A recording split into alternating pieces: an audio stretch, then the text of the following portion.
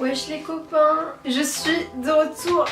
Yes. Je vous retrouve maintenant pour vous faire une vidéo en retard. Mieux vaut tard que jamais, n'est-ce pas? Et je voulais vraiment vous faire cette vidéo parce que c'est une vidéo que j'aime beaucoup regarder tous les ans. C'est le Book Awards. Je vais décerner mes awards. Je regarde cette vidéo sur un peu pas mal de chaînes anglophones. Je crois que la seule chaîne francophone qui fait ça c'est Brunel. Du moins je l'ai vu que sur la chaîne de Brunel. Et du coup j'ai pris les questions de Brunel. Au début j'ai hésité à vous faire et cette vidéo et un top genre je sais pas top 7 de mes coups de cœur de cette année. Mais au final je me suis dit que ça revenait un peu au même et que ce serait bizarre de faire deux vidéos comme ça. Donc du coup comme Brunel l'a fait et que je vais la copier, ce que je vais faire c'est qu'avant de commencer je vais remettre des awards d'honneur. Donc en gros ceux dont je parle pas dans les awards en particulier et dont je veux vous parler. Aussi Goodreads a fait un truc super, je sais pas s'ils font ça tous les ans mais en tout cas j'ai eu ça cette année. C'est un peu genre les statistiques. Donc du coup je vais vous lire les statistiques de Goodreads par rapport à mon année en lecture 2018. En gros j'ai lu 31 livres. Apparemment le livre le plus petit que j'aurais lu ce serait Nous sommes tous des féministes de Chimamanda Ngozi Adichie. Et après le plus long ce serait le tome 2 d'After.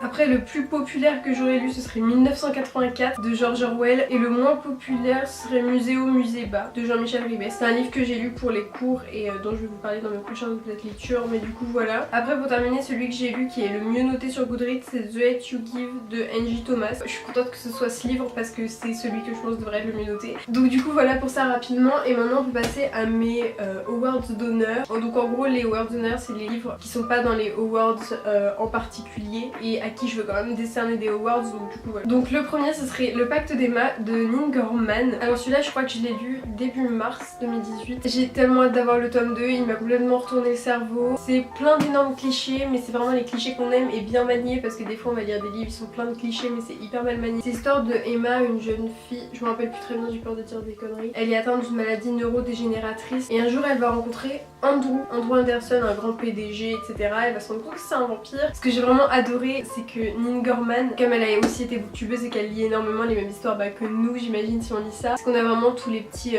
clins d'œil aux histoires qu'on kiffe tous. Donc du coup, voilà Le Pacte d'Emma de Neil Gaiman. Je vais essayer de pas trop m'étaler sur tous les livres. Ensuite, il y a PS Tu me manques de Brigitte Kimmerer. Celui-là, je vous en ai parlé dans un de mes updates lecture. Il est extrêmement très bien. Je vous renvoie à l'update lecture que j'ai fait dessus. La romance, c'est vraiment super et c'est vraiment une romance sur... Je sais pas si vous voyez les romances qui est vraiment sur le début de la romance, genre c'est pas 100 pages, ils s'embrassent et après comment ça se passe quand ils sont amoureux. Là c'est vraiment comment ils deviennent amoureux, genre. Enfin bref, PS Tu me manques de Brigitte Kimmerer et un coup de cœur, j'ai adoré.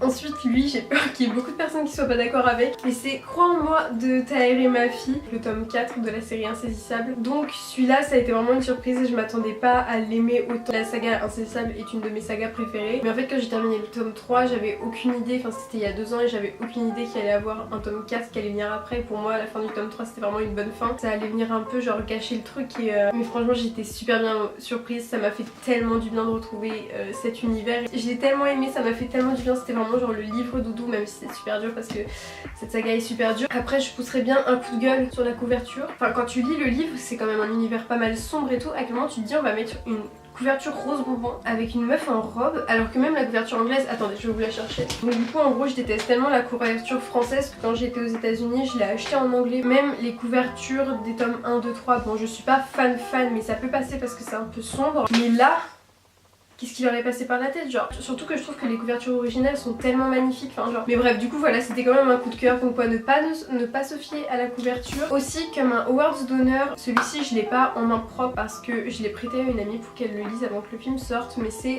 The Hate You Give de Angie Thomas qui mérite entièrement sa place dans cette vidéo et qui est je pense ma deuxième meilleure lecture de l'année. Mais j'adore vraiment ce livre, il est incroyable. Il a un message très important, vraiment que vous le lisiez, il est vraiment important. Donc puis le dernier awards d'honneur c'est Darkest Minds de Alexandra Bracken, donc le tome 1 Rébellion. J'ai toujours pas lu le tome 2 mais je veux absolument le lire là prochainement. J'ai vraiment kiffé ce livre. Il y a un film qui est sorti que j'ai vu, que j'ai pas du tout aimé. Je vous ai fait une vidéo sur l'adaptation. Histoire dystopique, je vous refais pas le résumé, où les adolescents ont une maladie qui leur fait avoir des pouvoirs et donc ils sont un peu dans la merde parce que les adultes prennent peur. Voilà, j'ai vraiment kiffé ce livre et cette saga et si vous aimez la dystopie etc, lisez-le et ne regardez pas le film, ne faites pas l'erreur de regarder le film et de après lire le livre ou de juger juste en vous disant on va regarder le film parce que de toute façon il n'y aura pas de film 2 et que le film est très nul et que le livre est 100 fois mieux, donc lisez le livre. Voilà. Donc voilà pour mes awards d'honneur, maintenant on va pouvoir passer à mes awards nommés Donc le premier award, Brunel les a choisi comme ça parce qu'elle est comme moi en fait, on lit à peu près les mêmes lectures, donc c'est principalement de la romance et de la fantasy young adulte, etc. Et j'ai gardé ces deux awards, donc le premier award ce serait la meilleure romance. Et j'ai un peu galéré sur le choix de celui-là parce que j'ai lu pas mal de romances bien évidemment et que j'ai lu pas mal de super romances cette année. Mais en plus le truc c'est que je me disais non, tu peux pas choisir celui-là parce qu'il est vraiment trop prévisible et tout le monde l'a choisi, mais j'ai craqué et je pense que la meilleure romance que j'ai lue cette année c'est vraiment To All the Boys I've Loved Before de Jenny Han. Aucune originalité, voilà, mais il fallait que ce livre soit dans cette vidéo. Je me suis commandé le tome 2 il y a pas longtemps et là il est juste ici. Et ça va être l'une de mes prochaines lectures si c'est pas la prochaine parce que j'ai vraiment trop hâte de lire le tome 2. Le deuxième award c'est l'award de la meilleure fantasy et c'est Une braise sous la cendre de Sabaa Tahir. En fait lui j'ai voulu le remettre à 3 reprises dans le tag, donc il y a une fois où je me suis dit bon faut pas déconner.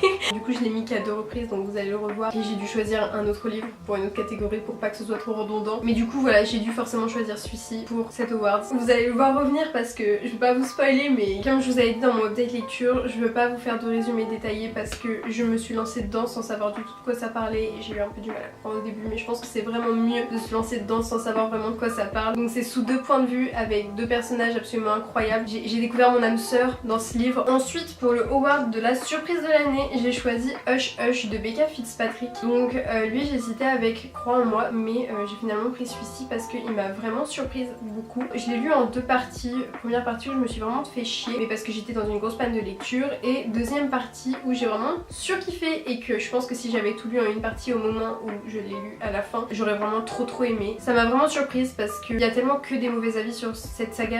C'est très mal vu. Après je peux voir certains points pourquoi c'est mal vu parce que c'est un truc un peu basique et que il y a certains points un petit peu maltraités, mais c'est quand même super cool. Enfin c'est vraiment palpitant. Moi j'ai vraiment aimé. Je dirais pas non plus que c'était un coup de cœur, mais ça a vraiment été une surprise parce que je m'attendais vraiment à détester. Moi je vous le conseille un petit peu quand même si vous aimez les histoires un peu Twilight et tout, Ange déchu, c'est quand même sympa. Ensuite pour la déception de l'année, je décerne ce prix pas tant honorable. J'ai hésité avec un autre livre, mais au final j'ai choisi 1984 de George Orwell et je vais me faire taper sur les doigts. Je vous en ai parlé dans un update lecture, déjà je l'ai lu pour les cours. Je pense que si ça avait pas été dans le cadre des cours, je l'aurais pas terminé parce que ce livre m'a plombé, il m'a fait me sentir mal. Ça m'a mise dans un très mauvais mood et à chaque fois que je l'ouvrais je me sentais vraiment mal. Genre je suis quelqu'un de très optimiste et c'est un livre très pessimiste, alors du coup je pense que c'est soit c'est pas fait pour moi, soit j'ai pas compris en fait, soit j'ai pas saisi le message du livre. Je pense qu'à un moment dans ma vie future je le relirai. Je suis quasiment persuadée que c'est que j'ai pas saisi en fait l'ampleur de l'histoire et le message de l'histoire. Donc je voudrais vraiment le relire pour être sûre que c'est ça ou être sûre que je l'aime pas parce que c'est qui me convient pas, je ne sais pas. Voilà, ça a été vraiment ma déception de l'année parce que c'est un livre que je voulais lire depuis très longtemps et que je m'attendais à surkiffer parce que je crois que c'est l'une des premières dystopies et que c'est la dystopie la plus connue. Ensuite pour l'award de la plus belle couverture de l'année, du coup j'ai choisi More Than We Can Tell de Bridget Kemmerer. C'est pas la couverture préférée de ma bibliothèque, mais je trouve que la couverture est vraiment magnifique, genre vraiment je la trouve super belle. C'est le tome 2, enfin pas vraiment tome 2 mais tome compagnon du livre PS Tu me manques. Vous pouvez lire celui-là sans lire PS Tu me manques. Là je crois qu'il est pas encore sorti en français. Pareil, gros coup de cœur, j'ai vraiment surkiffé ce livre et je l'ai pas mis dans mes awards d'honneur parce que du coup il est dans cette catégorie, mais s'il avait pas été dans cette catégorie je l'aurais mis dans mes awards d'honneur. Il est vraiment super et j'adore la plume de Bridget Kemmerer qui est super fluide. La couverture je la trouve vraiment magnifique, ça me fait penser aux boules de bain Lush et ça me rend un peu heureuse, je la trouve vraiment trop belle avec ses messages etc. Du coup voilà pour la plus belle couverture de cette année d'après moi, j'aime beaucoup. Puis pour le meilleur premier tome, je voulais mettre Une braise sous la cendre, mais du coup je me suis ravisée, je me suis dit qu'il fallait que je mette un autre livre, donc du coup j'ai mis The Curse de Mary Rutkowski parce que de toute façon s'il avait pas été dans cette catégorie il aurait été dans les awards d'honneur. Là je pense que vous le connaissez tous, je répète la même chose depuis tout à l'heure sur tous les livres, mais il est vraiment super, énorme coup de cœur, j'adore The Curse. Et ça c'est une dystopie un peu fantasy, même si je vois pas trop personnellement le côté fantasy, à part un petit peu plus dans le tome 2, mais sinon je vois pas trop le côté fantasy, c'est plus une dystopie historique. Puis le dernier award, certainement le plus important de cette vidéo, c'est ma meilleure lecture de l'année. J'ai eu tellement de bonnes lectures cette année, mais je pense que vraiment, c'est vraiment lui le premier qui m'est venu à l'idée et c'est vraiment Une braise sous la cendre de Sabaa Tahir. Il m'a tellement remué. Enfin bref, du coup voilà les copains pour cette vidéo. Je suis trop heureuse de vous retrouver pour vous parler de mes livres parce que ça me manque énormément. Voilà, j'espère que cette vidéo vous aura un minimum plu. Je vous embrasse. À la prochaine.